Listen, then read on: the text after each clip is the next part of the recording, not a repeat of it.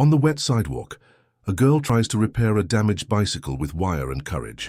Far away, an influential man watches her in silence, struck by her unlikely determination. If you were touched by this beautiful story of resilience and love, don't forget to subscribe to our channel and tell us which city you're watching from. Continuing. Chapter 1. The Girl in the Rain. The persistent rain that had been falling over Portland for 3 days straight showed no sign of letting up. Grey clouds hung low over the city, turning the afternoon into an early evening. Through the downpour, a small figure made her way along Hawthorne Boulevard, pushing a damaged bicycle with a bent front wheel. 12-year-old Lily Thompson's clothes clung to her slender frame, her worn-out sneakers splashing through puddles with each determined step. The bicycle didn't belong to her. It was the prized possession of Ethan Baker, a 13-year-old boy who lived in Eastmoreland, one of Portland's most affluent neighborhoods. Earlier that day, while attempting to learn a new trick on his own, Ethan had crashed into a curb, damaging the front wheel and handlebars of his expensive mountain bike. Lily had been walking home from her part-time job at Mr. Wilson's Corner store when she witnessed the accident. While other passers-by simply glanced and continued on their way, she had approached Ethan, who sat on the wet pavement, looking at his damaged bike with dismay. "That doesn't look too bad," she had said, kneeling beside him. "I can probably fix it." Ethan had looked at her with a mixture of surprise and suspicion. His blue eyes narrowed slightly as he took in her appearance: faded jeans, an oversized raincoat with a torn hood, and hands that showed signs of someone accustomed to manual work. "You fix bikes?" he had asked, his tone betraying his doubt. "I fix lots of things," Lily had replied with a shrug, her confidence neither boastful nor apologetic. "My grandma says I've got a knack for seeing how broken things fit back together." Now, as she pushed the bicycle toward a small covered bus stop where she could work, protected from the rain, Lily was unaware that she was being observed. Inside a sleek black Tesla parked half a block away, Robert Baker sat watching his son's interaction with the unfamiliar girl through rain-streaked windows. At 42, Robert was the founder and CEO of Nexus Technologies, one of the fastest-growing tech companies in the Pacific Northwest. His life moved at the relentless pace of quarterly reports, board meetings, and investment strategies. He had planned to pick up Ethan from his friend's house, but arrived early and witnessed the accident from a distance. His instinct had been to rush out and help, but something made him pause, the sight of this unknown girl approaching his son with such natural confidence. Under the shelter of the bus stop, Lily propped the bicycle against the bench and began to examine it with methodical care. From her backpack, she pulled out a small pouch that contained a collection of odd tools: a multi-tool with pliers, an old wrench, a few lengths of wire, and some zip ties. The toolkit of someone who had learned to make do with whatever was available. She crouched beside the front wheel, fingers tracing the bent rim, assessing the damage with a focus that seemed beyond her years. Ethan stood awkwardly to the side, shifting his weight from one foot to another. "My dad will probably just buy me a new one," he said, breaking the silence. Lily glanced up at him, her expression unreadable. "Seems wasteful when this one can be fixed." Can it really? There was a hint of hope in Ethan's voice now. "The rim's bent, not broken. The spokes need adjustment, and your brake cable is loose, but the frame is solid." She pointed to various parts as she spoke. "Everything important is still good." From his car, Robert watched the scene with growing interest. In his world of rapid technological advancement and planned obsolescence, the idea of repairing rather than replacing was almost foreign. Yet there was something compelling about watching this young girl's careful assessment, her unhurried confidence as she began to work on the wheel. As minutes passed, Robert's phone buzzed with notifications, emails, messages, calls from his executive team. But for once, he let them go unanswered. Instead, he found himself captivated by the tableau playing out before him, his son usually withdrawn and anxious around strangers, gradually leaning in closer to watch the repair process, occasionally asking questions that the girl answered, with simple, practical explanations. Back under the shelter, Lily had managed to partially straighten the wheel rim using her wrench and the leverage of the bench. Her hands moved with practiced efficiency, tightening spokes and adjusting the brake mechanism. "How'd you learn to do this stuff?" Ethan asked, genuine curiosity replacing his initial skepticism. Lily shrugged without looking up from her work. "Nobody really taught me. We don't have money for repairs at home, so I figured things out on my own. Started with my grandma's old toaster when I was 7. A small smile crossed her face at the memory. "It caught fire the first time I plugged it back in, but I got better after that." "Where are your parents?" The question slipped out before Ethan could consider its bluntness. Lily's hands paused for just a moment before continuing their work. "It's just me and my grandma Martha.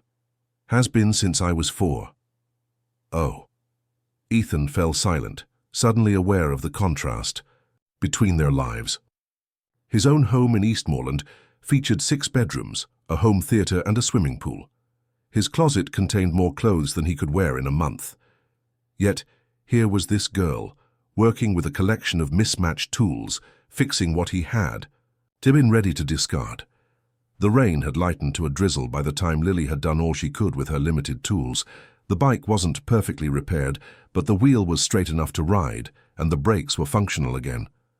"It'll get you home," she said, wiping her hands on her jeans. "But you should be careful with the front wheel for a while, no tricks." "Thanks," Ethan said, testing the handlebar. "How much do I owe you?" Lily looked genuinely surprised by the question. "Nothing. I was just helping." "But you spent over an hour working on it." "That's what neighbors do," she replied simply, though they both knew they weren't really neighbors in any meaningful sense of the word. As Ethan prepared to leave, he hesitated. "I'm Ethan, by the way. Ethan Baker." Lily Thompson. She zipped up her tool pouch and tucked it back into her backpack. Maybe I could bring some WD-40 tomorrow." "For the chain? It's making that squeaky noise." A flicker of surprise crossed Lily's face, followed by a genuine smile that transformed her serious demeanor. "Sure, I'll be passing by here around the same time." From his car, Robert watched as his son carefully mounted the repaired bicycle, tested the brakes, and then pedaled slowly away. The girl, Lily, he had overheard, gathered her few belongings and continued walking in the opposite direction. Her shoulders squared against the light rain, unaware that her simple act of kindness had been witnessed by someone who rarely encountered such uncalculated generosity. Robert started his car, but didn't immediately drive away. Instead, he found himself wondering about this girl who fixed broken things, who carried tools in her backpack, and spoke with the quiet confidence of someone who had learned early to rely on herself. In his world of strategic philanthropy and calculated networking, her straightforward assistance felt like a glimpse into something he had forgotten existed. As he finally pulled away from the curb to follow his son home, Robert couldn't shake the image of those small, capable hands working methodically to repair what others would have discarded. Something about it stirred a long-dormant feeling in him. Not quite nostalgia, not exactly inspiration, but perhaps a recognition of a value system he had left behind in his climb to success. What he didn't realize then was that this rainy afternoon encounter would be the first thread in a tapestry that would eventually weave together lives from opposite sides of Portland, challenging assumptions and rebuilding connections in ways none of them could have imagined. Chapter 2. Parallel Lives. Martha Thompson's hands were cracked and reddened from years of cleaning other people's homes. At 68, her body protested, daily against the physical demands of her work, but she persisted with quiet dignity. This Tuesday morning found her scrubbing bathroom tiles in a sprawling Lake Oswego mansion while the homeowners were away on their 3rd vacation of the year. "Just one more house after this, then home," she reminded herself, fighting back the fatigue that crept into her bones. The thought of Lily waiting for her, probably tinkering with some discarded appliance at their kitchen table, gave her the strength to continue. Their apartment in southeast Portland was small, a modest 2-bedroom unit in a weathered complex that had seen better days. The rent consumed nearly 2/3 of Martha's income, but it was within walking distance of Lily's school and Mr. Wilson's store, where the girl worked part-time stocking shelves. Martha had raised her granddaughter there since Lily was 4, after her daughter Sarah's struggle with addiction had made her unable to care for her child. When Martha returned home that evening, she found Lily at their small kitchen table, surrounded by bicycle parts. "Whose bike are you fixing now?" Martha asked, setting down her heavy bag and easing into a chair with a barely suppressed groan. "It's for a boy I met yesterday. Ethan."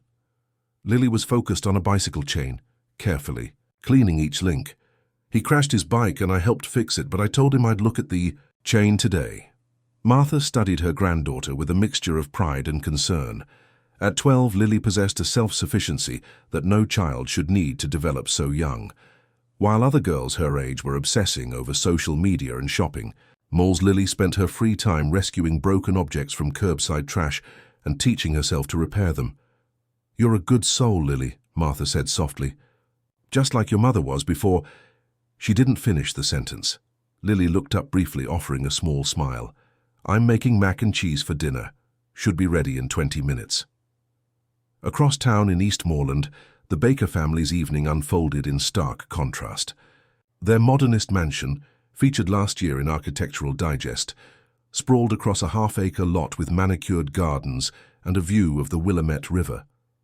In the state-of-the-art kitchen, their personal chef was preparing a gourmet dinner, while Ethan sat at the marble island, unusually animated as he recounted his day to his mother, Catherine. "She just knew exactly what to do, Mum. Without any special tools or anything," Ethan explained, describing Lily's repair of his bicycle. "And she wouldn't take any money for it." Catherine, scrolling through emails on her tablet, offered distracted responses. At 40, she managed the Baker Family Foundation, channeling portions of Robert's fortune into carefully selected charitable causes. Her days were filled with fundraisers, grant applications, and networking events. "That's nice, honey," she murmured, flagging an email for follow-up. "But if the bike is still damaged, we should really just get you a new one. The Portland Classic Cycle Show is this weekend. We could pick something out." "But it's not damaged anymore," Ethan insisted. "See, Lily fixed it, and she's going to help me with the chain today." This caught Catherine's attention. She set down her tablet, finally looking directly at her son.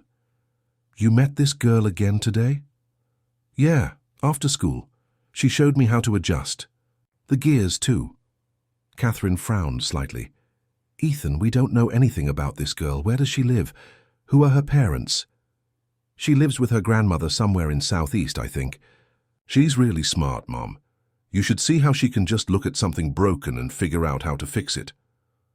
The conversation was interrupted by Robert's arrival. He entered the kitchen with his usual purposeful stride, still dressed in his business attire, phone in hand as if it were an extension of his body. "Dad," Ethan's face lit up, "I was just telling Mum about Lily, the girl who fixed my bike." Robert paused, a flicker of recognition crossing his face. He had not mentioned to Ethan that he had witnessed the initial encounter. Something about the genuine enthusiasm in his son's voice, so rare these days, made him decide to keep that detail to himself. "Is that so?" he said, loosening his tie and accepting a glass of wine from their chef. "Tell me about her." As Ethan launched into the story again, Robert observed the animation in his son's features. For months, he and Catherine had been concerned about Ethan's increasing withdrawal, his reluctance to engage with peers, his diminishing interest in activities. The private school psychologist had used terms like social anxiety and developmental phase, but Robert suspected it had more to do with the pressure of growing up in the shadow of his success. She said anyone can learn to fix things if they just take time to understand how they work, Ethan concluded. "Sounds like a wise young lady," Robert commented, genuinely intrigued. He had done some discreet research after witnessing their first encounter, asking his assistant to gather basic information about the Thompson family. What he learned was a study in contrasts. Martha Thompson, 68, working as a house cleaner. Despite arthritis that should have allowed her to retire years ago. Lily Thompson, 12, exceptional academic record despite frequent absences. No father listed on her birth certificate, mother's whereabouts unknown. Later that night, after Ethan had gone to bed, Robert found Catherine in their home office, reviewing foundation proposals. "I'm concerned about Ethan's sudden interest in this girl," Catherine said without preamble. "We know nothing about her family, her background." Robert leaned against the doorframe. "I saw them together yesterday, actually. I was early picking him up and witnessed the whole thing with the bike." Catherine looked up, surprised. "And you didn't think to intervene?" "She was helping him, Catherine, and he was letting her help, which you know isn't easy for him." Robert crossed the room and sat on the edge of the desk. "When was the last time you saw him excited about anything?" "Or anyone?" Catherine sighed, removing her reading glasses. "I know he's been struggling, but Robert, we can't just encourage him to form attachments to random children from who knows what kind of home situations." "Her name is Lily Thompson. She lives with her grandmother in Southeast. The mother is out of the picture, no father mentioned." Robert's tone was matter-of-fact.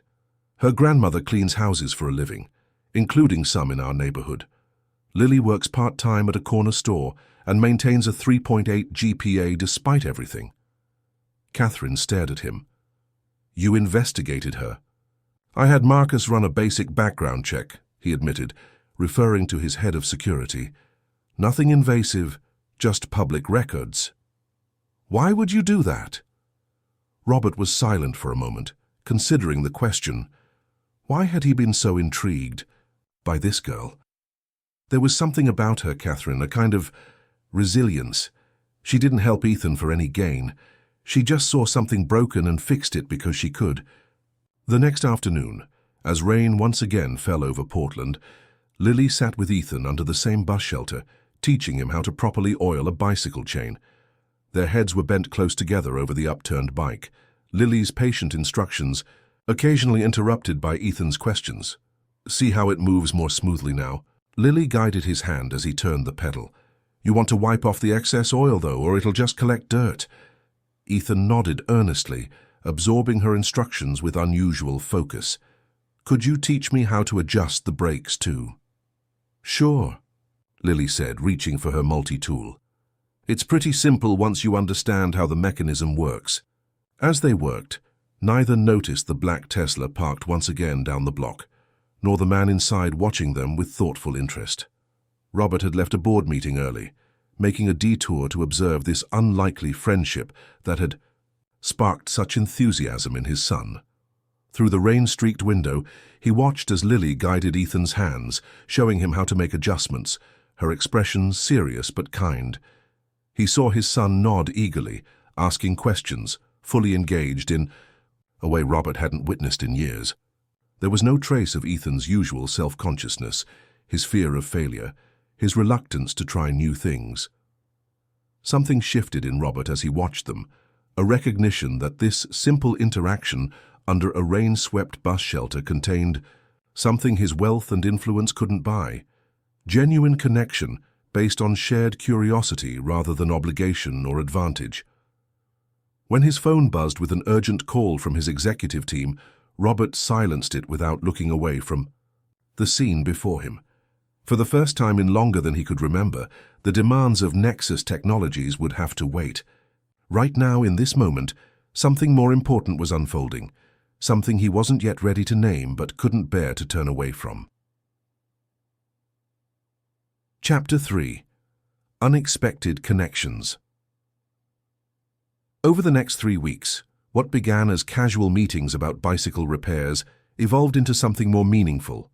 Ethan and Lily fell into a routine, meeting after school near the bus shelter that had become their unofficial workshop. What started with Ethan's bike expanded to include other projects: a broken remote-controlled car he had abandoned years, a portable speaker with faulty wiring, even his mother's coffee maker that the housekeeper had been about to throw away. For Lily, these afternoons were a chance to share her knowledge, to feel valued for skills she'd developed out of necessity. For Ethan, they offered a glimpse into a world where problems had practical solutions, where mistakes were learning opportunities rather than failures, and where his worth wasn't measured by his father's achievements. "You have really steady hands," Lily observed one afternoon as Ethan carefully soldered a wire in the speaker they were repairing. "That's important for detail work." Ethan looked up, a flush of pride coloring his cheeks. No one had ever identified a physical skill he possessed before. At Westridge Academy, he was known primarily as Robert Baker's son, or the quiet kid, who's bad at sports. The confidence in Lily's assessment made him sit a little straighter. "My dad says I'm too cautious," he admitted, "that I overthink everything." Lily considered this as she checked his work. Being cautious isn't bad when you're working with electricity or sharp tools.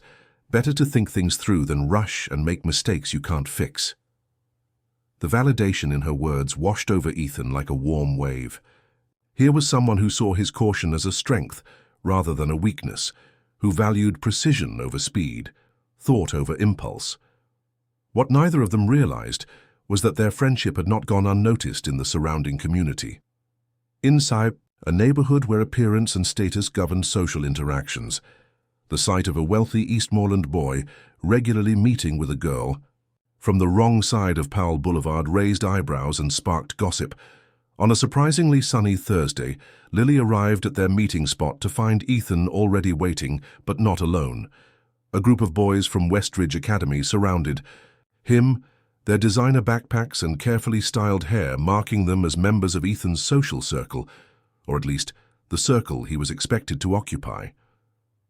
"So, this is your mechanic?"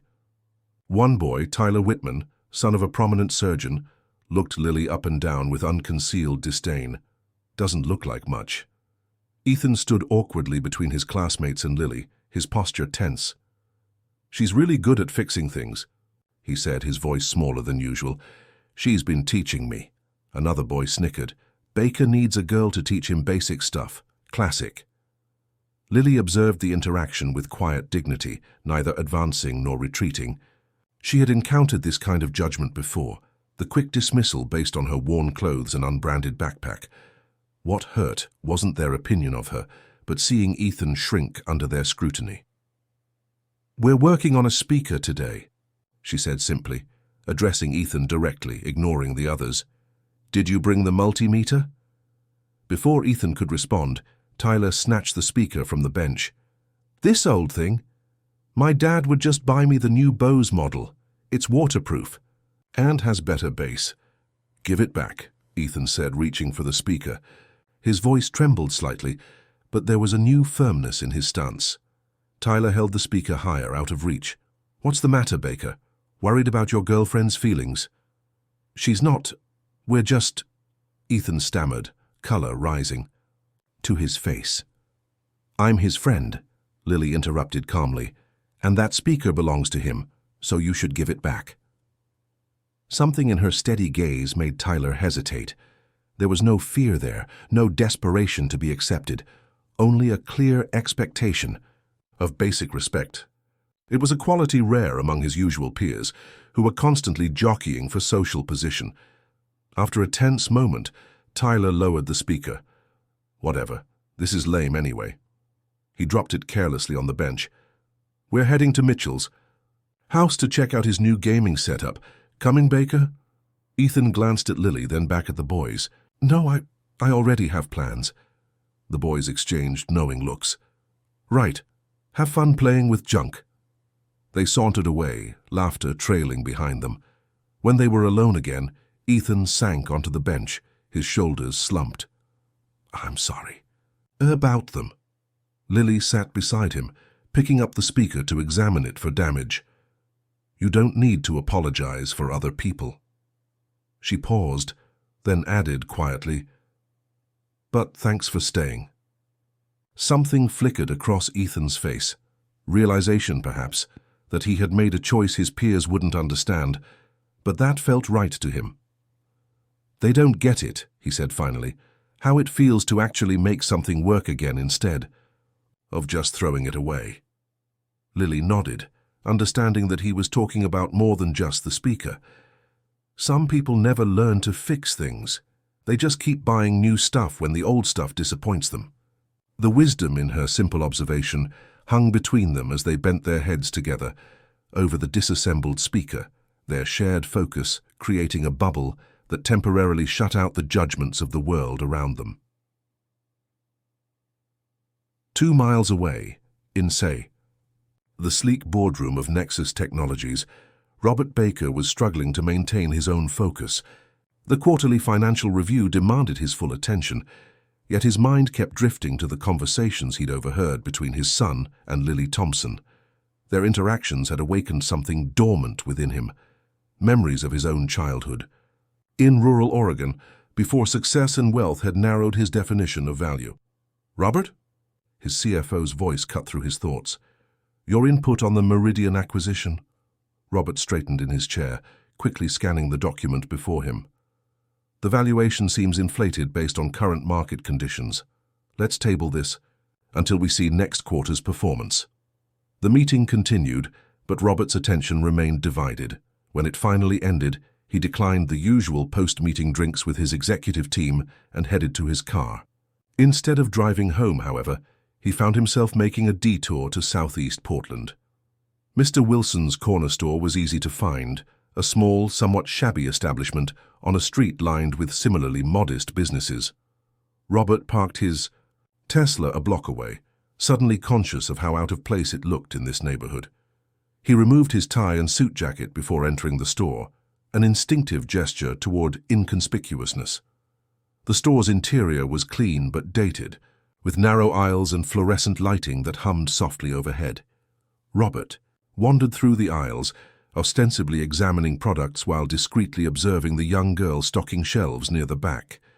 Lily moved with purpose, arranging canned goods with the same methodical care she had shown when repairing Ethan's bike. "Can I help you find something, sir?" An older man, presumably Mr. Wilson, approached with a friendly smile. "Just browsing," Robert replied, then added on impulse, "Actually, I heard you might have some local honey. My son has allergies." "End of aisle 3, top shelf," Mr. Wilson directed him. "Lily just stocked it yesterday, in fact. Best honey in Portland comes from hives not 3 miles from here." Robert nodded his thanks and made his way to aisle 3, where he found Lily reaching high to place a box of cereal on the top shelf. "Excuse me," he said, keeping his tone casual. "Could you help me reach the honey? I'm afraid it's a bit high for me." This was, of course, a fabrication. At 6'1", Robert could easily reach the honey himself, but it provided a pretext for interaction.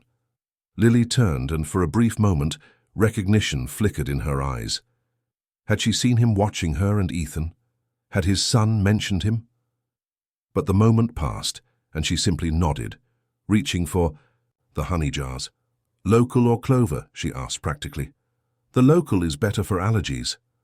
"Local, then," Robert replied, accepting the jar she handed him. "You seem to know your inventory well." Lily shrugged. "I've been working here after school for almost a year. Mr. Wilson lets me organize things my own way." "Efficient systems are valuable in any business," Robert commented, studying her more openly now. Up close, he could see the intelligence. In her eyes, the quiet self-possession that had captured his attention from a distance. "I'm Robert, by the way." "Lily?" she replied simply, then added with a hint of wariness, "Thompson." The hesitation in her voice suggested she might indeed recognize him, or at least sense that this wasn't a random encounter. Robert decided on directness. "You've been helping my son with his bicycle. Ethan Baker." Lily's posture shifted subtly, not quite defensive but more alert. "Yes, he's learning really fast." "So he tells me. He talks about you quite a bit at home." A small, genuine smile briefly transformed Lily's serious expression. "He's good with details, patient. Most people give up when they don't get something right away." The assessment of his son's character, so different from the reports of teachers who found Ethan unmotivated or underperforming, struck Robert forcefully. This girl had identified strengths in Ethan that his expensive private school had overlooked. "I wanted to thank you," Robert said, surprising himself with the sincerity in his voice. "Ethan hasn't been this enthusiastic about anything in a long time." Lily regarded him steadily, as if trying to determine his true intentions. He just needed someone to show him he could do it himself. Everyone needs that sometimes. The simple wisdom of her statement resonated with unexpected depth. Before Robert could respond, Mr. Wilson called from the front of the store. "Lily, delivery truck's here early. Need your help with inventory." "Coming," She turned back to see Robert with a polite nod. Hope the honey helps with the allergies. As she walked away, Robert stood holding the jar of honey he didn't need, struck by the strange feeling that he had just had one of the most authentic conversations of his recent life. With a 12-year-old girl in a corner store he would normally drive past without noticing. That evening, as the Baker family sat down to dinner in their formal dining room, Robert found himself observing his son with new eyes.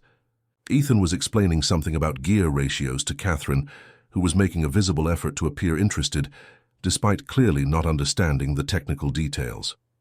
And Lily says that's why the pedaling gets easier when you shift up, even though it seems like it should be the opposite, Ethan concluded, his fork gesturing enthusiastically.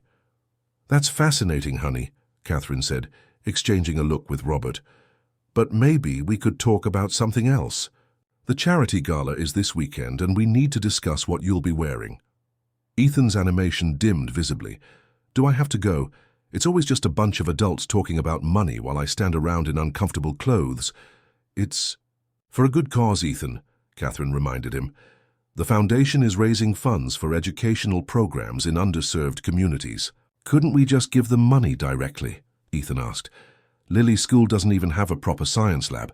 They share textbooks because there aren't enough to go around. Robert set down his fork, struck by the simple logic of his son's question. The Baker Foundation spent hundreds of thousands on elaborate fundraising events each year, money that could have directly funded programs they aim to support. That's not how philanthropy works in our circles, Catherine began to explain, but Robert interrupted her. Actually, Ethan raises a fair point. Why don't we discuss it further? He turned to his son. Tell me more about what Lily has mentioned about her school. As Ethan began describing the stark realities of public education in southeast Portland, Robert felt something shift in his understanding of effective change.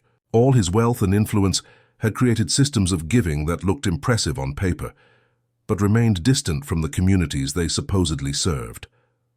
Meanwhile, a girl with a homemade toolkit and practical knowledge was having a more profound impact on his son than all the private tutors and educational consultants they had hired over the years. Robert made a decision then, though he didn't yet share it with his family. It was time to step outside the bubble of privilege he had constructed around them and see what might be learned from unexpected connections. Chapter 4. Tensions and Barriers. Word traveled quickly through the manicured streets of Eastmoreland. The son of Robert Baker, tech mogul, philanthropist, and one of Portland's most influential figures, was spending his afternoons in a bus shelter with a girl from the wrong side of Powell Boulevard. What began as casual gossip among Westridge Academy parents soon evolved into concerned speculation. I saw them yesterday on Hawthorne, Jessica Whitman, Tyler's mother, mentioned during a fundraising committee meeting at Catherine Baker's home. They were digging through a box of discarded electronics outside that repair shop, like dumpster diving. She lowered her voice on the last two words, as though describing something illicit. Catherine maintained her composure, though her knuckles whitened around her coffee cup. Ethan has developed an interest in how things work. It's actually been quite good for his confidence. Of course, Jessica replied with a smile that didn't reach her eyes. It's just, you know how impressionable boys this age can be. And this girl, Thompson, is it? Her mother is that woman who had all those problems with substances. It was quite the scandal at Riverside Elementary, before she disappeared. The room fell silent, all eyes on Catherine, who felt the familiar pressure of social expectations weighing on her. As chair of the Baker Foundation and a prominent figure in Portland's elite circles, her family's choices were constantly scrutinized. Lily is a responsible young girl who has had a positive influence on Ethan, Catherine said, carefully. Her family circumstances are not her fault. But after the committee left, Catherine found herself troubled. She had built her identity around being both a successful foundation director and a protective mother. What if she was failing at the latter by allowing Ethan to form this unconventional friendship? That evening, she broached the subject with Robert in their home office. People are talking, Robert, about Ethan and this girl. Robert looked up from his laptop. People always talk, Catherine. It's what they do best. Jessica Whitman mentioned that Lily's mother had substance abuse issues, that she abandoned the family. And that reflects on Lily how exactly? Robert's tone held an edge Catherine rarely heard directed at her. Should we judge Ethan by my father's alcoholism or your parents' messy divorce? Catherine sighed, running a hand through her perfectly styled hair. That's different, and you know it. We've worked hard to give Ethan advantages, to surround him with peers who will help him succeed in life. And how's that working out so far? Robert closed his laptop, giving her his full attention. Before he met Lily, he barely spoke at dinner. He had no real interests, no passion for anything. Now he's engaged, curious, learning practical skills. Skills he'll never need. He's going to Stanford, then business school, not trade school. The moment the words left her mouth, Catherine regretted them. She saw something harden in Robert's expression, disappointment, perhaps, or recognition of a prejudice she usually kept better hidden. I started rebuilding motorcycle engines when I was 14, he said quietly. My first business was a repair shop in my parents' garage. Those trade skills built the foundation for everything we have. Catherine softened, touching his arm. I know that, and I'm proud of what you've accomplished. I just want to protect Ethan. This world can be cruel to those who don't fit the expected mold. Maybe the mold is the problem, Robert replied, covering her hand with his own. Just give this friendship a chance, Catherine. I think it's more important than you realize. Meanwhile, across town, Lily was facing scrutiny of her own. She and Martha ate their simple dinner of soup and sandwiches. Her grandmother seemed unusually pensive. Mrs. Geller mentioned you've been spending time with a boy from Eastmoreland, Martha said finally. The Baker boy. Lily nodded, stirring. Her soup. Ethan, I've been teaching him how to fix things. Lily, honey, I'm concerned. Martha's weathered hands wrapped around her mug of tea. Those people, they live in a different world than ours. Ethan's not like that. He's nice. Grandma, he listens when I explain things and he's really trying to learn. I'm sure he is, sweetheart, but these friendships across such different circumstances, they rarely end well. People go back to their own kind eventually. Lily set down her spoon, meeting her grandmother's worried gaze. What's our kind exactly? Martha sighed, the weight of a lifetime of economic struggles evident in the gesture. You know what I mean, Lily. The Bakers have more money than we could imagine. They move in circles we'll never access. I clean their friends' houses for goodness sake. That doesn't make them better than us, Lily said with the clear-eyed conviction of youth. Just luckier. No, it doesn't make them better, Martha agreed, but it does make things complicated. I don't want you getting hurt. When this boy inevitably moves on, Lily absorbed her grandmother's concern, understanding it came from a place of love and hard-earned wisdom. I'll be careful, she promised, but Ethan's different. He wants to understand how things work, not just have someone hand him everything. Martha reached across the table to smooth Lily's unruly hair. Just remember that not everything broken can be fixed with the right tools, sweetheart. Some gaps are too wide to bridge. The next day brought unexpected challenges to the fragile friendship. As Lily and Ethan worked on restoring an old ham, radio Ethan had found in his grandfather's attic, they were joined by a younger boy from the neighborhood. 9-year-old Mason Collins had been watching their repair sessions from a distance for days, gradually inching closer, drawn by curiosity. Can I see? He asked shyly, pointing to the disassembled radio. Ethan tensed slightly. He wasn't comfortable with new people, but Lily nodded and made space on the bench. We're trying to figure out why it won't power on, she explained, pointing to the circuit board they had carefully removed. Want to help us check for loose connections? Mason's face lit up with excitement. For the next hour, the three of them worked together, with Lily patiently explaining basic electrical concepts to both boys. When they finally identified and repaired a corroded wire, the radio crackled to life, emitting static and fragments of distant transmissions. We did it! Mason exclaimed, his earlier shyness forgotten in the triumph of success. Encouraged by this victory, Mason returned the following day with his own broken treasure, a remote-controlled car with a damaged steering mechanism. Again, Lily guided both boys through the diagnosis and repair process, teaching them to identify problems methodically and test solutions carefully. By the end of the week, their impromptu workshop had attracted 2 more children from nearby neighborhoods. The bus shelter became a gathering spot where Lily shared her knowledge freely, creating an unlikely community united by curiosity and the satisfaction of restoration. For Ethan, these group sessions were both challenging and transformative. His natural reticence initially made him uncomfortable with the expanding circle, but the shared focus on concrete problems gave him a way to interact without the social pressure he usually felt. For perhaps the first time, he wasn't seen as Robert Baker's son, but simply as the kid who's good with precision work. The catalyst for conflict came unexpectedly on a bright Saturday morning.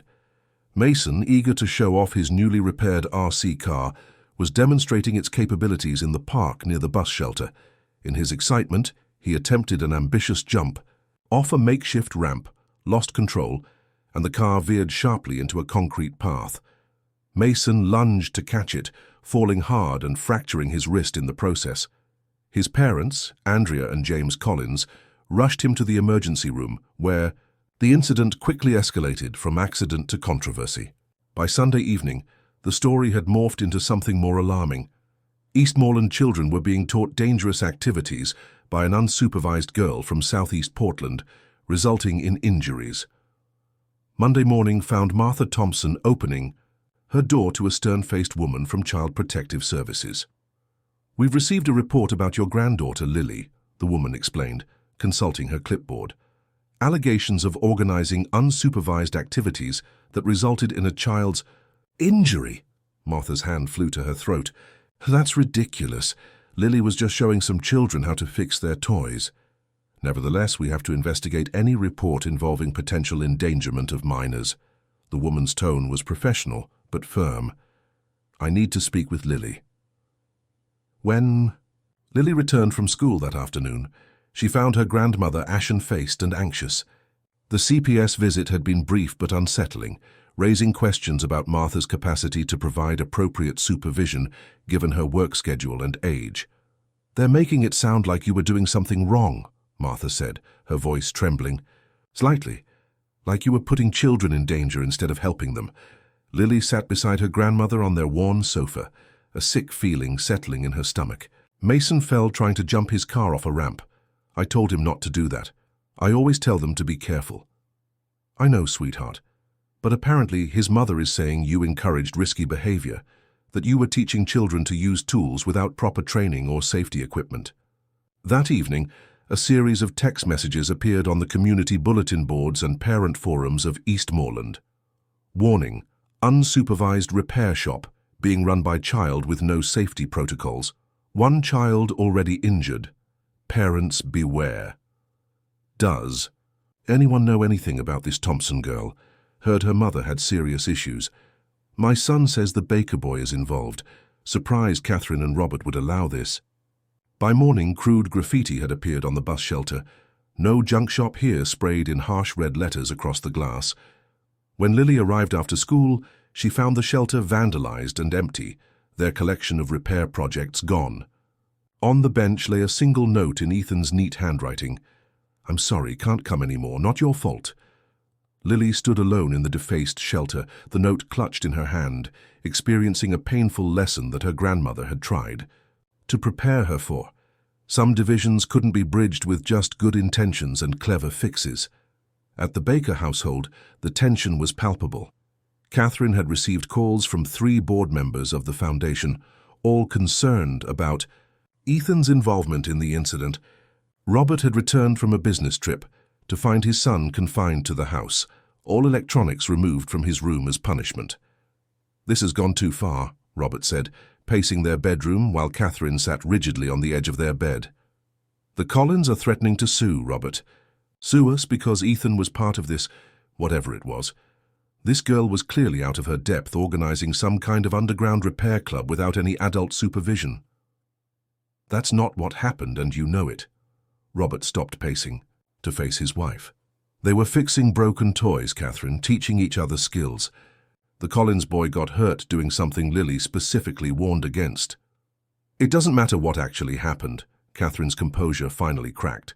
What matters is perception. The Foundation's annual gala is in 2 weeks. How does it look if our son is involved in something that injured another child? If he's spending his time in bus shelters with a girl whose family background is complicated? Robert stared at his wife, suddenly seeing with painful clarity the gilded cage they had constructed around themselves, a world where appearance mattered more than reality, where the fear of social judgment outweighed basic human connection. "I'm Ime. Going to talk to Ethan," he said finally, turning toward the door. "I've already handled it," Catherine replied. "He understands he can't see this girl anymore. It's for the best, Robert. He'll get over it." But when Robert entered his son's room, he found Ethan sitting motionless by the window, staring out at the manicured garden with an expression of such profound loss that it stopped Robert in his tracks. On the desk lay scattered sketches of repair projects, carefully labeled diagrams in Ethan's handwriting interspersed with notes in a different, more confident hand, Lily's contributions to their shared learning. "Dad," Ethan said without turning, his voice small but steady, "is it wrong to be friends with someone just because they're different from you?" The simple question cut through the complicated justifications and social calculations of the adult world. Robert crossed the room and sat beside his son, following his gaze out to the garden where a team of landscapers maintained their perfect view. "No," he said finally. "It's not wrong. In fact, it might be the most right thing there is." In that moment, something crystallized in Robert's mind, a decision that had been forming since he first witnessed Lily's straightforward kindness in the rain. He had built his fortune by recognizing opportunities others missed, by seeing potential where others saw only problems. Perhaps it was time to apply that same vision to something more important than business. Chapter 5. The Intervention. Robert Baker had built his reputation on calculated risks and bold decisions. As the founder of Nexus Technologies, he had disrupted established markets and outmaneuvered competitors by seeing patterns others missed. Now, sitting in his home office at 2 a.m., he applied that same strategic thinking to a different kind of problem. On his desk lay 2 folders. The first contained the official incident report from the Collins family, exaggerated claims about Lily's unauthorized teaching activities, and thinly veiled threats of legal action. The second held the information his assistant had gathered about Lily and Martha Thompson, modest lives marked by quiet dignity and resilience in the face of significant challenges. Robert rubbed his tired eyes, reflecting on the stark contrast between these documents and what he had witnessed firsthand. The gulf between perception and reality seemed to widen daily in his world, where appearances were curated and narratives carefully managed. His phone buzzed with a text from Catherine. "Coming to bed?" He ignored it, returning to the task at hand. By morning, he needed a comprehensive plan, not just to resolve the immediate crisis, but to address the underlying issues it had exposed. The first step was clear, but delicate.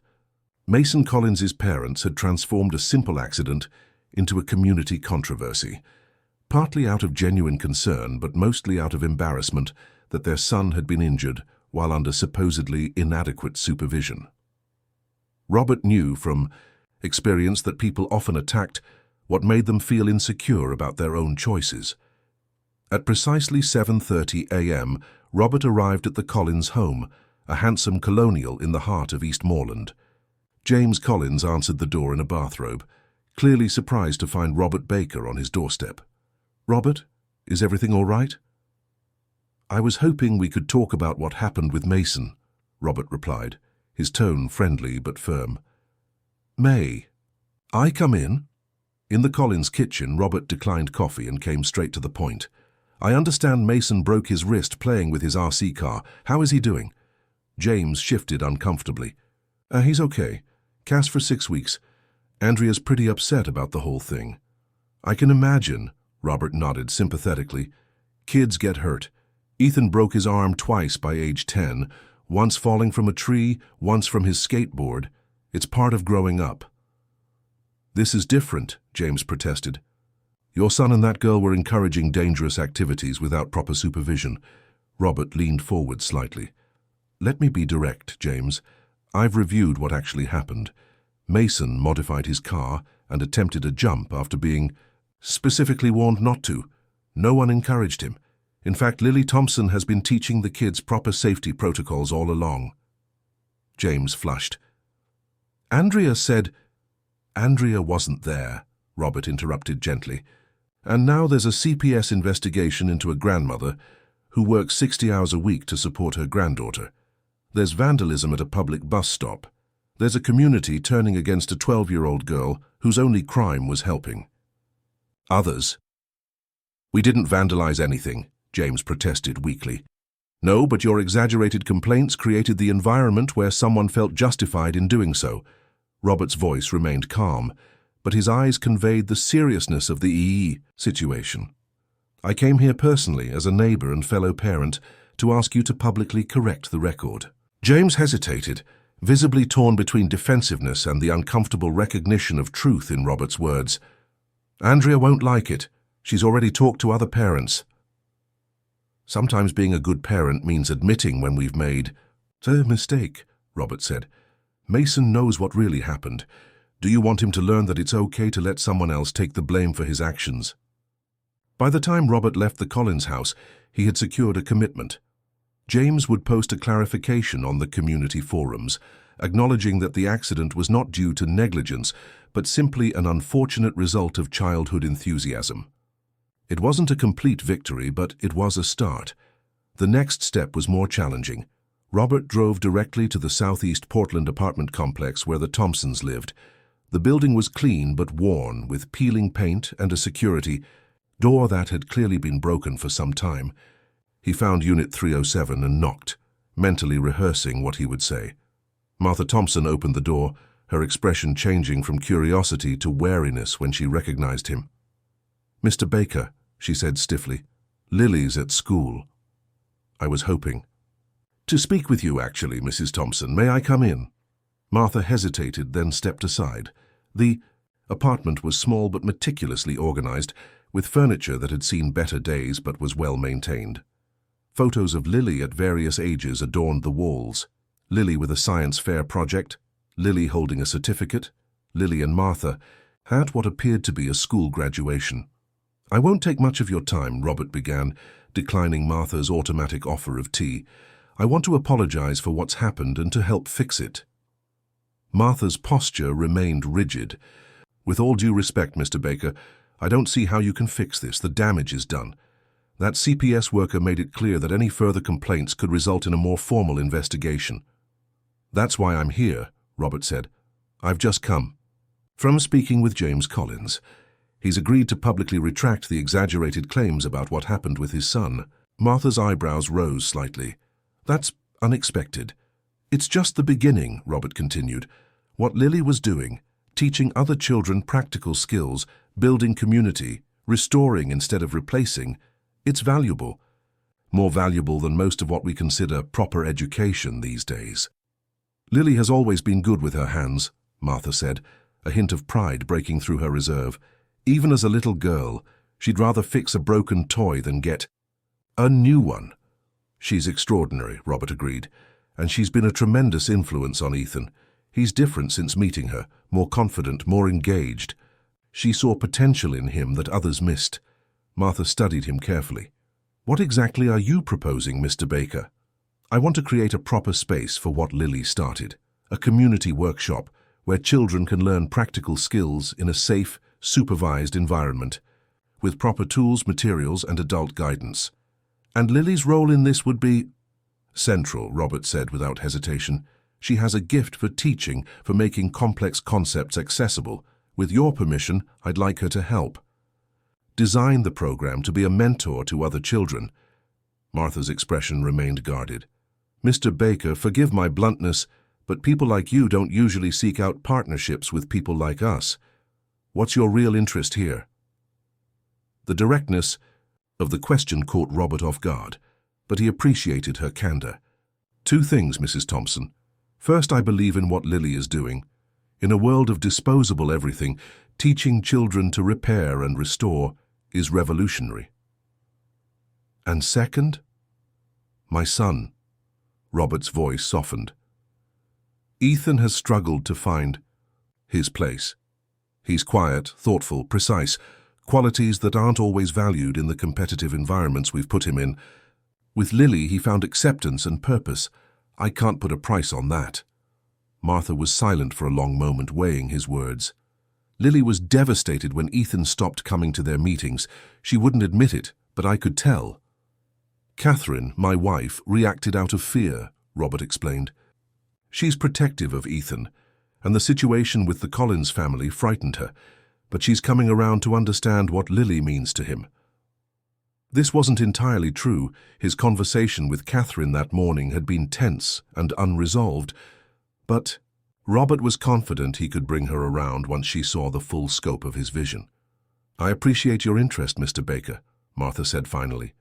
But Lily and I have learned to be cautious about promises from people with means. Too often, they come with strings attached. No strings, Robert assured her. Just an opportunity to expand on what Lily has already started, with proper support and resources. Before Martha could respond, they heard a key in the lock. Lily entered the apartment, freezing when she saw Robert sitting in their living room. Mr. Baker. Her voice was uncertain, her expression a mixture of surprise and wariness. Hello, Lily, Robert smiled, standing to greet her. I was just talking with your grandmother about your repair workshops. Lily glanced at Martha, who gave a small nod of reassurance. They weren't really workshops, Lily said carefully.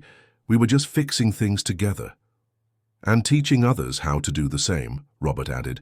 That's a rare skill, not just fixing objects, but helping people understand how to do it themselves. Lily set down her backpack, her natural confidence returning slightly. It's not complicated. Most people could fix things if they just took time to understand how they work. That's exactly what I believe, Robert said, which is why I'd like to help you create a real space for this kind of learning, a community workshop with proper tools, materials, and safety equipment. Lily's eyes widened. For real, like an actual repair shop? More than that, a place where children and adults can learn to repair, restore, and create, where practical skills are valued and shared. What about Ethan? Lily asked directly, her main concern immediately apparent. His mom doesn't want him hanging out with me anymore. Robert met her gaze steadily. Ethan misses working with you, and I believe in what you two were, building together. I'm going to make this right, Lily, for both of you. After leaving the Thompson apartment with a tentative agreement to continue discussions, Robert faced his most challenging conversation yet. Catherine was hosting a foundation meeting when he arrived home, the dining room filled with board members discussing the upcoming gala. Robert, we weren't expecting you, Catherine said, her smile professional, but her eyes questioning his unexpected appearance. I need to speak with you, he said simply. It's important. In Robert's home office, Catherine listened with increasing disbelief as he outlined his morning activities and his vision for the community workshop. You went to the Thompsons' apartment? She interrupted. Without discussing it with me first? After everything that's happened. This isn't just about Ethan and Lily anymore, Robert explained. It's about recognizing value where we've been taught not to see it. These practical skills, fixing, restoring, understanding how things work, they're disappearing from our educational system. So fund a technical program through the foundation, Catherine suggested. We don't need to personally involve our family in this experiment. That's exactly what we do need, Robert countered. Our foundation writes checks, Catherine. We attend galas and put our names on buildings. But when was the last time we actually engaged with the communities we claim to serve? Catherine's expression hardened. We have responsibilities, Robert, social positions to maintain. The foundation's reputation would be enhanced by genuine community involvement, Robert finished. Imagine the impact of the Baker family actively participating in cross-community education, not just funding it from a distance. And Lily Thompson would be at the center of this project, a 12-year-old girl with no formal qualifications. With adult supervision and proper resources, yes. Robert's tone was firm. She has a gift, Catherine. You would see it if you met her. I don't need to meet her to know this is a PR disaster waiting to happen, Catherine retorted. The Collins situation nearly escalated to a lawsuit. Do you have any idea how that would have affected our standing? Our standing, Robert repeated slowly. That's what this comes down to, isn't it? Not what's right, not what benefits the community, not even what's best for Ethan, just how we appear to others. Catherine's eyes flashed with hurt. That's unfair, Robert. Everything I've done with the foundation has been to help others. From a safe distance, he pointed out gently, through structures that maintain the separation between us and them. I'm suggesting we bridge that gap, create something authentic. Catherine fell silent, the truth in his words settling uncomfortably between them. After a long moment, she asked, "And if I can't support this?" "Then I'll do it anyway," Robert replied quietly. "But I'd rather do it with you.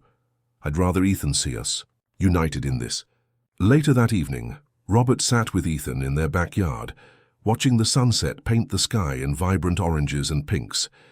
He had just finished explaining his plans for the community workshop and Lily's central role in it.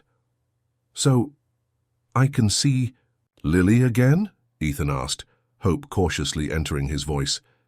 "Yes, and not just at the workshop. I've invited Lily and her grandmother to dinner here next week." Ethan's eyes widened. "Here, but Mum—" "Your mother is coming around," Robert said, which wasn't exactly true yet, but he was determined to make it so. "She needs time to understand what I already see, that some friendships transcend social boundaries and make us better people." "Lily's the smartest person I know," Ethan said with simple conviction.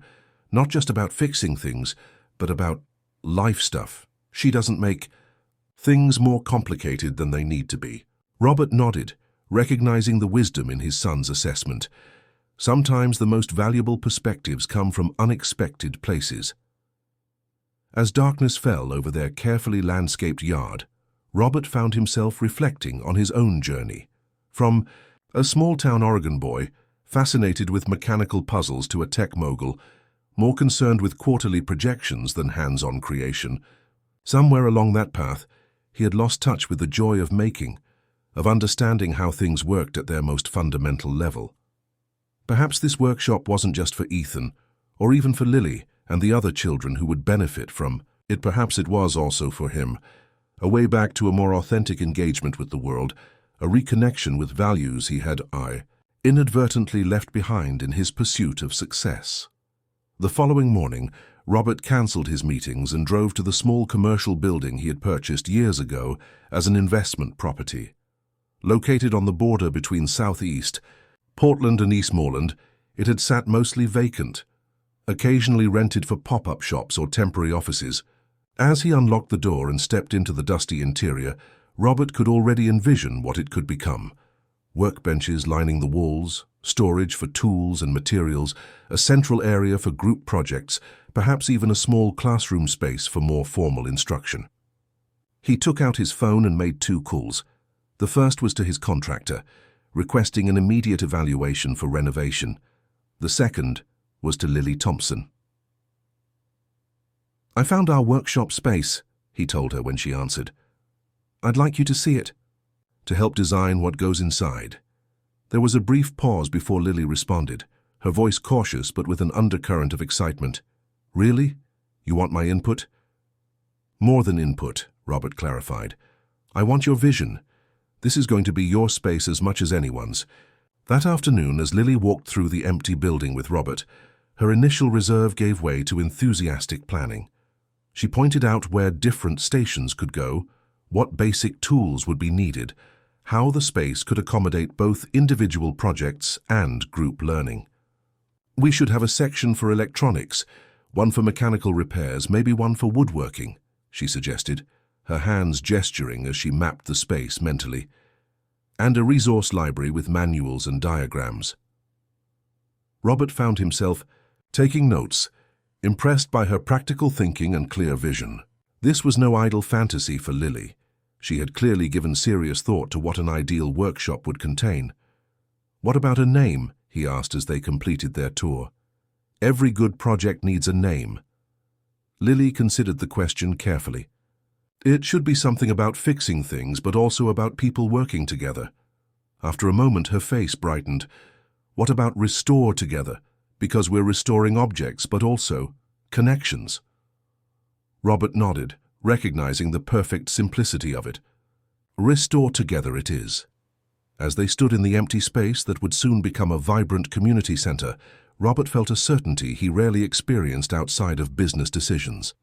This unexpected alliance with a 12-year-old girl from Southeast Portland might raise eyebrows in his social circle, might even cause temporary friction in his marriage, but it represented something essential that had been missing from his carefully constructed life: authenticity. What began as a simple act of kindness, a girl fixing a boy's bicycle in the rain, was evolving into something with the potential to heal divisions far more significant than a bent wheel or broken chain. In Lily's hands, repair was more than a technical skill. It was a philosophy, a way of seeing value in what others discarded, of finding connection through shared purpose. And in that moment, watching Lily mentally transform the empty building into a space of creation and learning, Robert Baker, accustomed to being the visionary in any room, found himself following someone else's lead and was surprised by how right it felt. Chapter 6. The Community Center. The transformation of the empty commercial space into Restore Together happened with remarkable speed. Robert Baker's resources and connections, combined with Lily's clear vision, created a momentum that surprised everyone involved. Within 3 weeks, the dusty interior had been renovated, painted, and equipped with workbenches, tool stations, and dedicated areas for different types of repairs. What had begun as Robert's personal project soon attracted unexpected allies. When Marcus Chen, Robert's head of product design at Nexus Technologies, heard about the concept, he volunteered his expertise and recruited a team of engineers who were eager to share their knowledge. Eleanor Wright, a retired shop teacher from Cleveland High School, offered to develop basic safety protocols and training modules. Even James Collins, perhaps motivated by guilt over his role in the earlier controversy, contributed a collection of technical manuals and repair guides from his father's auto shop. The morning of the center's unofficial opening found Lily standing in the middle of the main workshop area, surveying the space with a mixture of awe and ownership. Sunlight streamed through the newly installed skylights, illuminating workbenches crafted from reclaimed wood, walls lined with carefully organized tools, and storage shelves filled with salvaged materials, sorted by type and potential use. "What do you think?" Robert asked, joining her in the center of the room.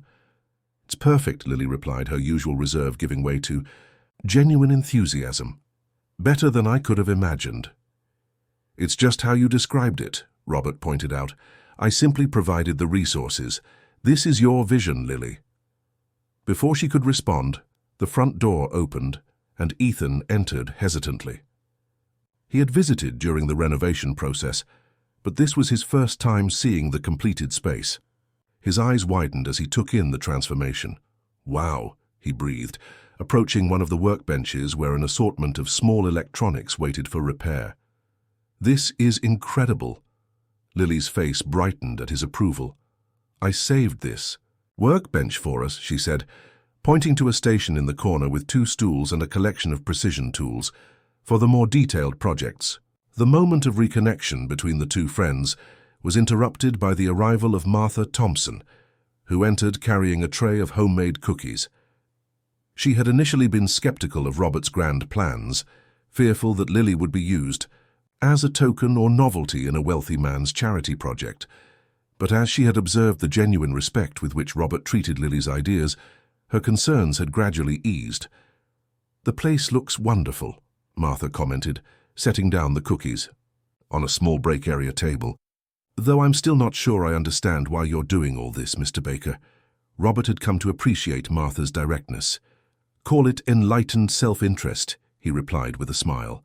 "My son is happier and more engaged when he's working with Lily. The skills being taught here are valuable and increasingly rare, and honestly, I've rediscovered my own love of building and fixing things."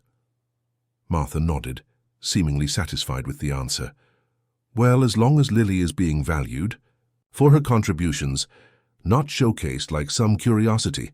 "Grandma," Lily called from across the room, "come see the workshop manual we created.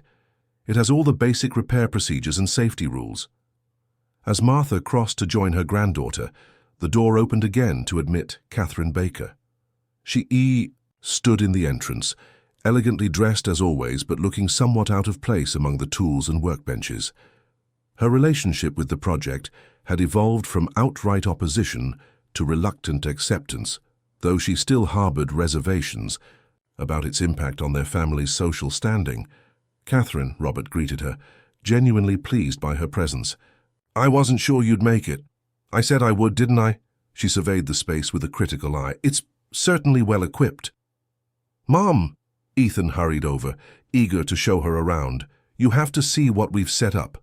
There's a section for every kind of repair you could imagine." Catherine allowed herself to be led through the workshop, listening with growing surprise as her usually reticent son enthusiastically explained the purpose of each area.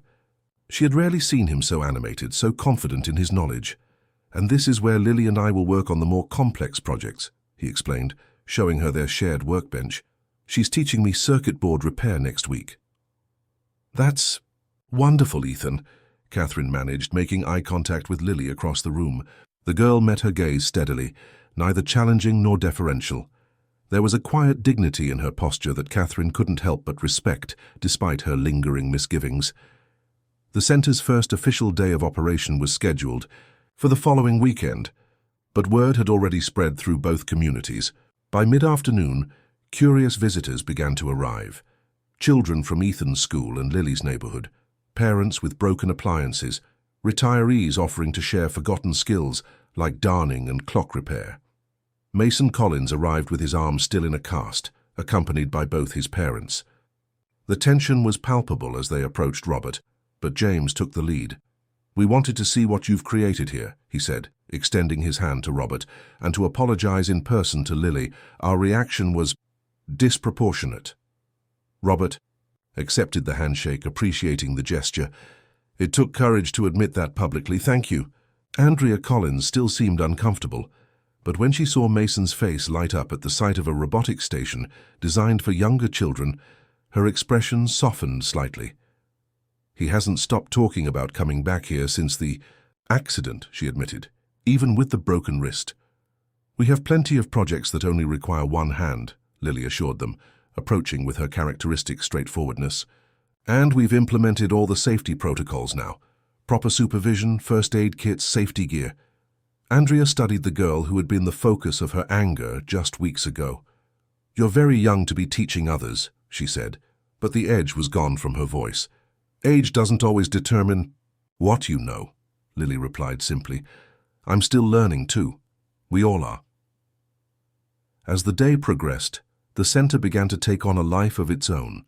What had been envisioned as a place for children to learn repair skills was evolving into something more comprehensive, a community hub where knowledge flowed in all directions. A retired electrician offered to teach a weekly session on home wiring safety. A seamstress from southeast Portland set up a mending station where she demonstrated techniques for extending the life of clothing. College engineering students volunteered to mentor teenagers interested in more advanced projects. Robert observed this organic development with satisfaction, particularly noting how the center was naturally bridging Portland's persistent economic and social divides.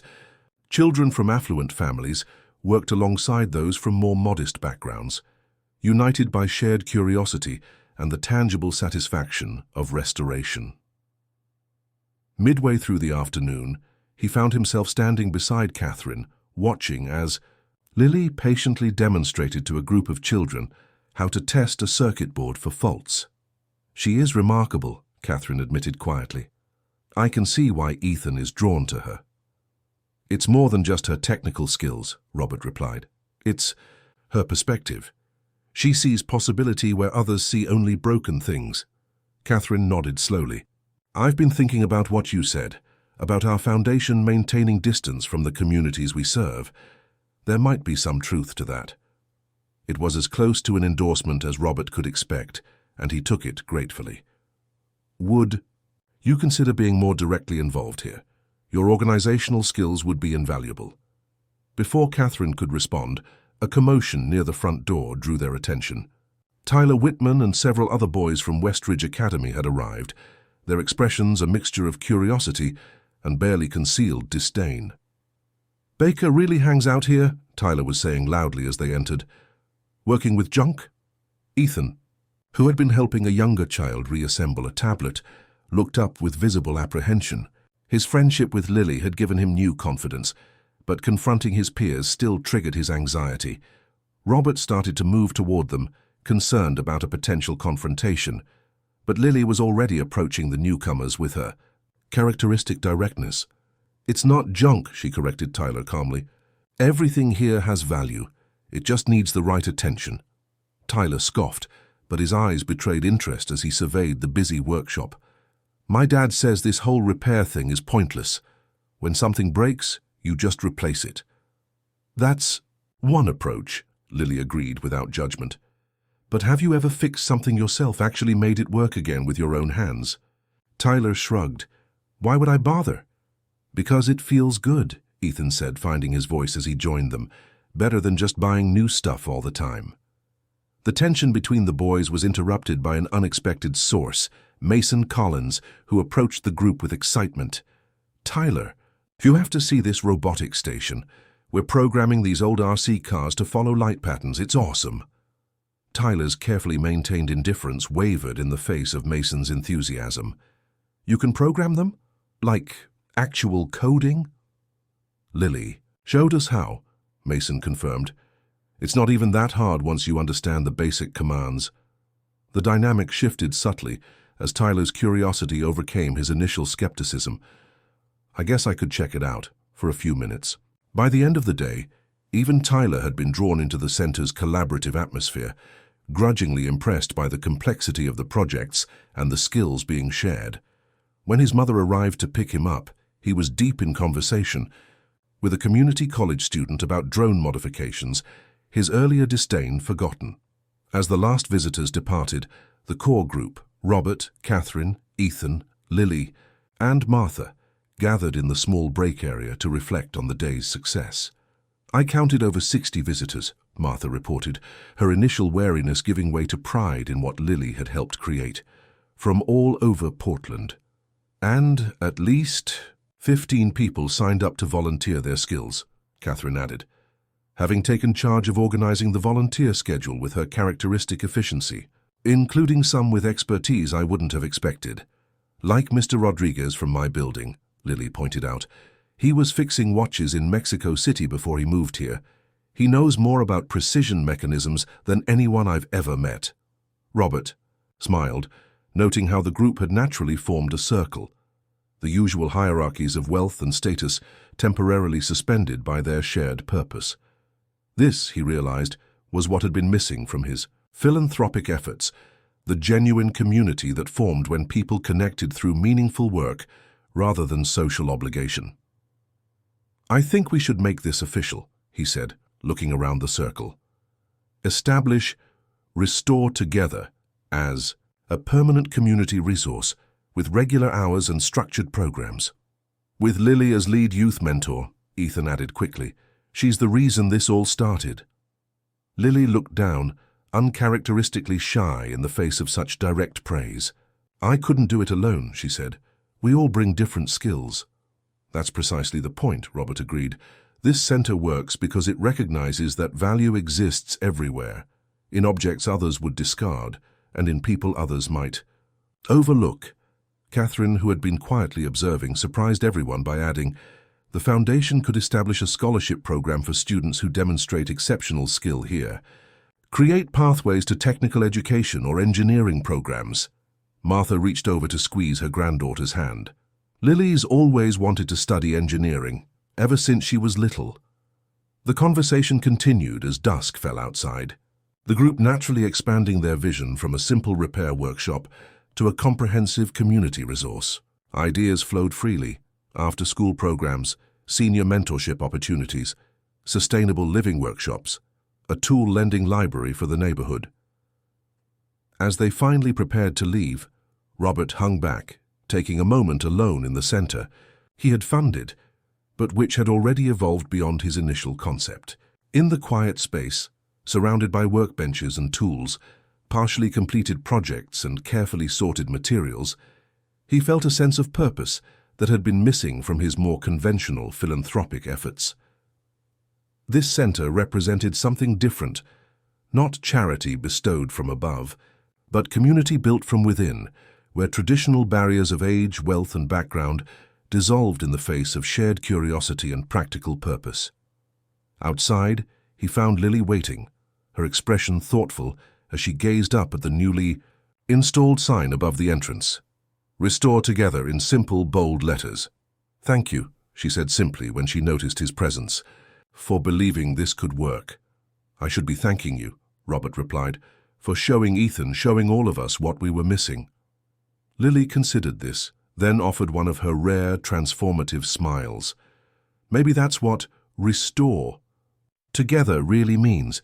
Not just fixing things, but fixing the spaces between people too. As they walked toward their respective cars, Robert to his luxury Tesla, Lily to her grandmother's aging sedan, the physical distance between their worlds remained. But something fundamental had shifted, a new understanding that transcended the usual boundaries of Portland's divided communities. What had begun with a simple act of kindness in the rain, a girl helping a boy fix his bicycle, had expanded into something neither could have imagined, a place where restoration applied not just to broken objects, but to the frayed social fabric of a community that had forgotten how to value connection over convention. Chapter 7. New Families. 6 months after its unofficial opening, Restore Together had become an established fixture in Portland.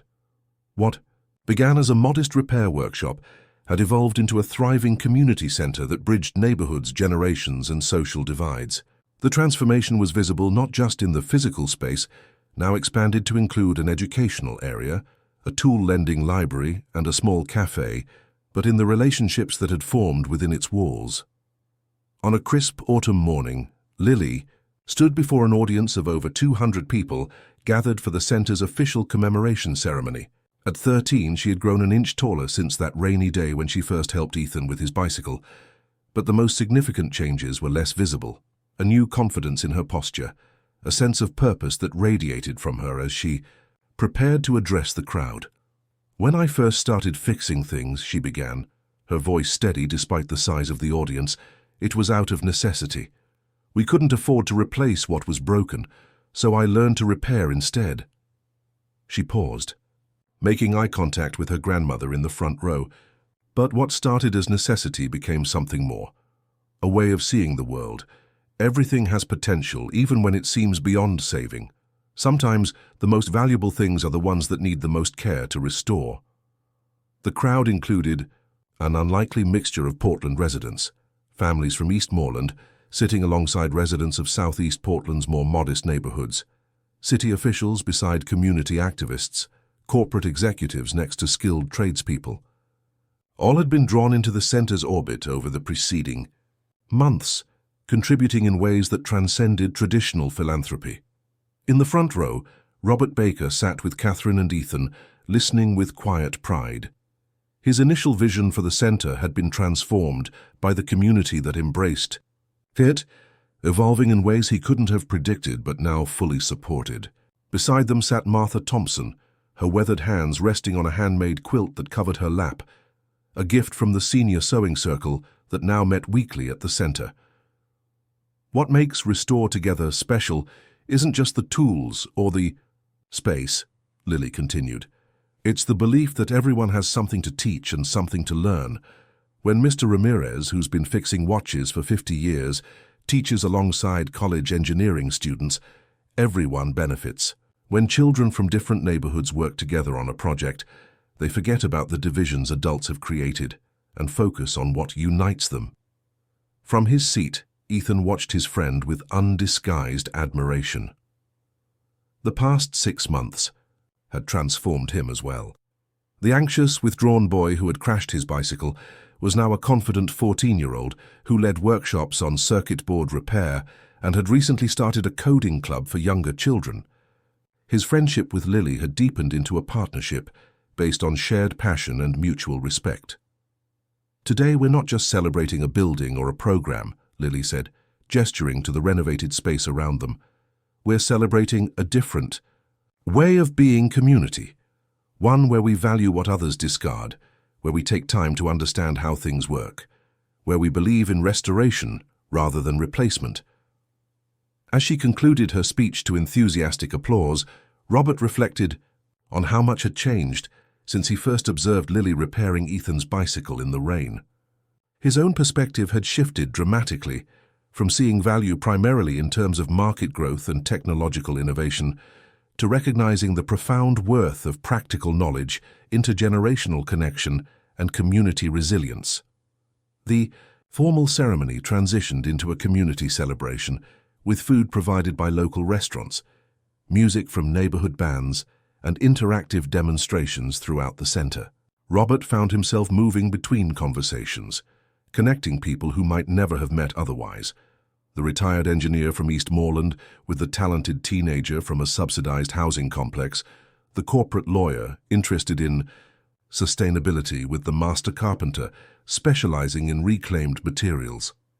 In a quiet moment, he found himself standing beside Martha Thompson near the refreshment table. Their relationship had evolved from initial wariness to genuine respect, though Martha had never entirely abandoned her straightforward manner. "I didn't think this would work," she admitted, gesturing toward the diverse crowd mingling throughout the center. "I thought it was just another rich man's project, something to make you feel good about yourself before moving on to the next shiny thing." Robert chuckled at her candor. "That's a fair assessment of how I've approached philanthropy in the past. But this is different," Martha acknowledged. "You stuck with it. You let it become what it needed to be, not just what you imagined." "I had good teachers," Robert replied, his gaze finding Lily across the room where she was demonstrating a repair technique to a group of attentive children. "Your granddaughter chief among them." Martha followed his gaze, pride evident in her expression. "She's something special, that girl, always has been, but she needed someone to see it besides just me." The conversation was interrupted by the arrival of Catherine, who had surprised everyone, including herself, by becoming deeply involved in the center's development. Her organizational skills and networking abilities had proven invaluable, and she had gradually abandoned her initial concerns about social propriety in favor of genuine engagement. "The mayor just arrived," she informed them, "and the director of Portland Public Schools. They're interested in developing a partnership to bring some of our programs into the curriculum." "That was fast," Martha commented. "I thought the school board was dragging their feet on this." "They were," Catherine confirmed with a slight smile, "until their children started coming home talking about what they were learning here. Nothing motivates educational policy like parents demanding change." As the three adults discussed the potential partnership, they were approached by Ethan and Lily, accompanied by Tyler Whitman, an unlikely addition to their circle. The boy who had once mocked Ethan's interest in repair had become a regular at the center, his natural leadership abilities finding positive expression in organizing group projects. "Mrs. Baker," Lily addressed Catherine directly, "we were hoping to show the mayor our new sustainability initiative, the one where we're refurbishing computers for schools in underserved areas." "Excellent idea," Catherine agreed. "His daughter attends Madison Elementary, one of the schools that will benefit." As the teenagers moved away to prepare their presentation, Robert marveled at the natural collaboration that had developed between them. The social barriers that had once seemed insurmountable had gradually eroded through shared purpose and mutual respect. Later that afternoon, as the celebration continued, Robert found a moment of quiet in the small office that had been created at the back of the center. The walls were covered with photographs documenting the center's evolution, the initial renovation, the first group workshops, community events, and individual success stories. A particular image caught his attention.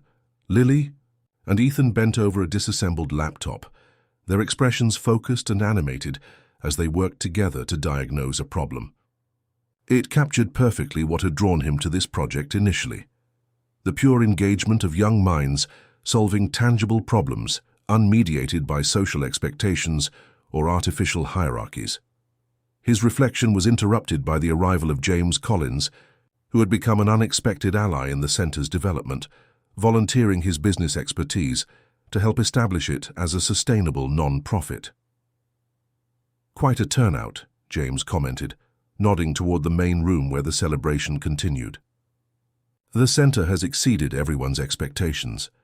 "Because it's addressing a real need," Robert replied, "not just for practical skills, but for meaningful connection across the divides in our community." James nodded thoughtfully. "I've been thinking about that, about how quickly we all jumped to judgment when Mason got hurt, how ready we were to assign blame instead of recognizing an opportunity." "We're conditioned to protect what we have," Robert observed, "to see difference as threat rather than potential." "Speaking of potential," James said, changing the subject, "have you seen Lily's college application essays? Martha asked me to review them, and they're remarkable. That girl is going places."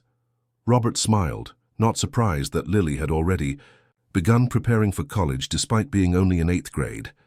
Her foresight and determination were part of what made her extraordinary. "With the right support," he agreed.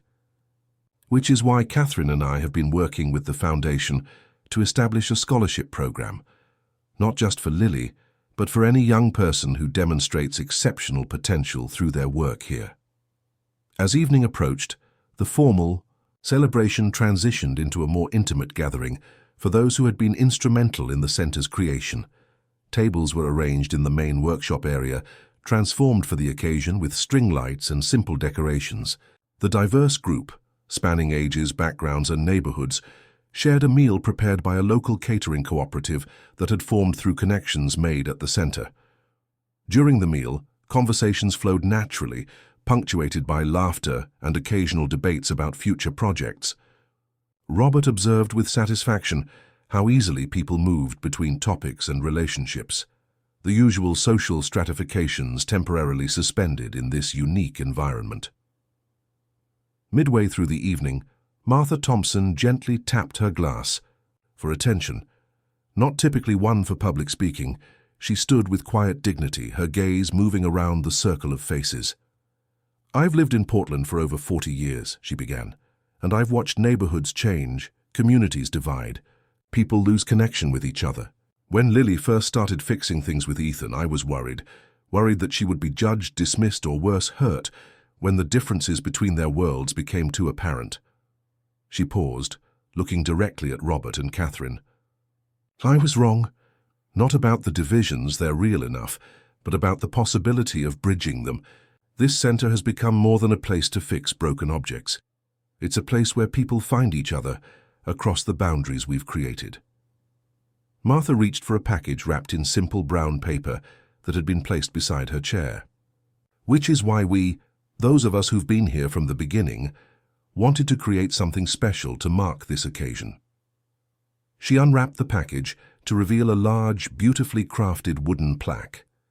Inlaid in the center was an intricate mosaic created from small pieces of reclaimed materials, circuit boards, watch parts, bicycle gears, fabric scraps, forming an image of hands of different sizes working together.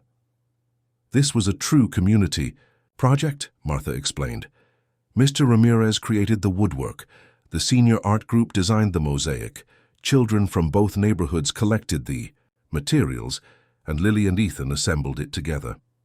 At the bottom of the plaque, a simple inscription read, "Family is not always blood, but always heart." The unveiling was met with a moment of silence, followed by spontaneous applause. As the plaque was passed around the table for closer examination, Robert found himself unexpectedly moved by the sentiment it expressed and the collaboration it represented. When the plaque reached Lily, she studied it with characteristic attention to detail, her fingers lightly tracing the intricate patterns. "Everyone contributed something different," she observed, "just like here at the center, and together it makes something none of us could have created alone." Ethan, sitting beside her, nodded in agreement. "That's what you taught me first when you fixed my bike, that sometimes we need help and that's okay. And sometimes we can be the ones to help, Lily added, even when others don't expect it from us. As the evening drew to a close, Robert stood to offer final remarks. Looking around at the gathered faces, from Martha Thompson to his own wife and son, from community leaders to neighborhood children who had found a second home at the center, he felt a profound sense of accomplishment, unlike anything his business success had provided. When we named this place Restore Together, we were thinking primarily about objects, about fixing what's broken, about valuing what others discard. But over these past months, I've come to understand that the most important restoration happening here isn't in the objects at all. He paused, making eye contact with Lily, whose simple act of kindness had catalyzed this transformation. It's in the connections between people, in the recognition that value exists everywhere if we have the wisdom to see it, in the understanding that our differences can be strengths when we approach each other with openness and respect. As the group dispersed into the cool evening air, Robert and Catherine lingered behind with Ethan, helping to return the space to its usual configuration. They worked alongside Lily and Martha, the five of them falling into an easy rhythm that reflected the new relationship that had formed between their families. "Mom," Ethan said as they finished, "can Lily come over tomorrow to help with that solar charger project? We're almost done with the prototype." Catherine smiled, her earlier reservations about their friendship long forgotten. "Of course. Why don't you both stay for dinner? Martha, too, if she's free." Martha looked up from where she was folding tablecloths. "Thank you, Catherine. I'd like that." As they prepared to leave, Robert noticed Lily standing alone by the main workbench, her expression thoughtful as she surveyed the center that had grown from her initial simple acts of repair. "Penny, for your thoughts?" he asked, joining her. Lily smiled.